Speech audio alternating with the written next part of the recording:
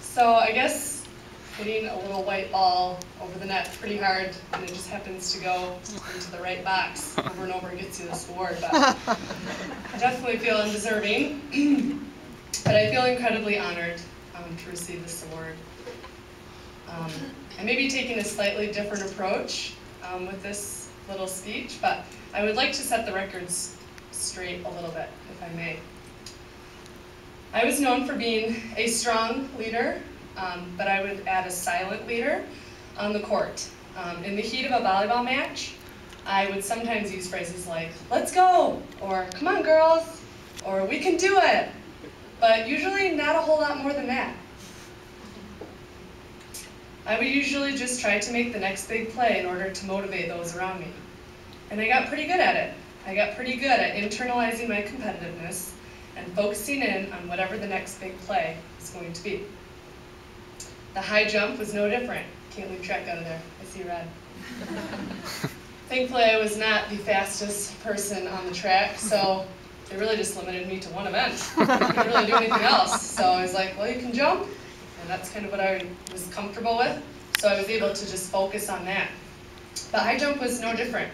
A totally individual sport where I was in total control of the place on the podium. I loved the challenge of the bar, raising up, and the accomplishment of beating my own personal record. But this silent front was a little misleading. It was misleading people to think that I was a servant leader. It was pretty easy to hide the real reasons I loved playing volleyball so much. And it was pretty easy to pretend like I was giving God all the glory when I really wasn't. Cornerstone holds some of my greatest memories, and I can thank Cornerstone Athletics for 90% of those. I feel so blessed to have been a part of this university and all the experiences that I've had just with teammates and places I've been able to travel. I can equate them all with being a part of the athletic program.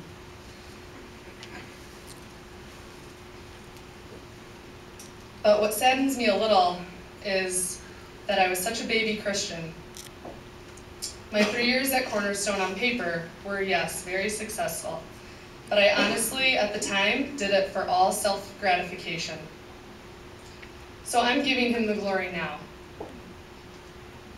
Every kill, every block, every win, every bar that I jumped over, every award, even if it's nearly a decade later, because it is God and all His grace-filled awesomeness that decides to bless us with talents and abilities. And it's up to us how we use them. I'm still learning this lesson. My life today is so very far different than it was in my college days. I'm a stay-at-home mom with 2 kids under the age of 3.5. The chuckles out there are probably from parents. Sandy. But I know that my job is just as important now as it was when I was running sprints and suiting up in my uniform. It's easy to get lost in the dirty diapers, cleaning up messes, and making meals for my family. But I know in my heart that it's all for God's glory this time around. And it's by serving Him through these simple daily tasks that is bringing me the most overwhelming joy that I've ever experienced. I now know who I am, not defined by a sport or a job, even like being a full-time mom, but living out the ability to actively serve my Savior based on the gifts He has given me. This may not be rocket science for some of you, but this has been my post-college revelation. So now that we've cleared that up, I would like to thank my teammates that are here. See some fucking heads over there. Karen was, where is she? Karen was probably the first person I met on my recruiting visit coming to Cornerstone.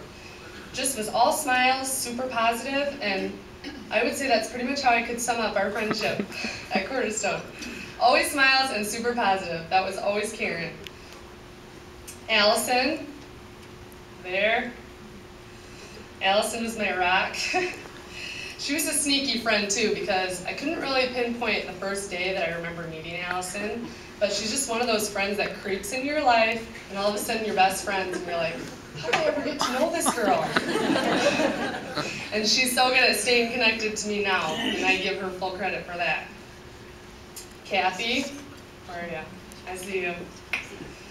Kathy and I were track teammates, and Kathy, I think the first time I remember her was not even when I knew you, but I had seen you walking around the weight room, hobbling around in your cast, because it was right after you broke your foot. And I just remember thinking from afar, that girl looks tough. And I soon found out later, shortly after, when we'd be track teammates, that she was tough in basketball and track. And Laura, I saw you here too.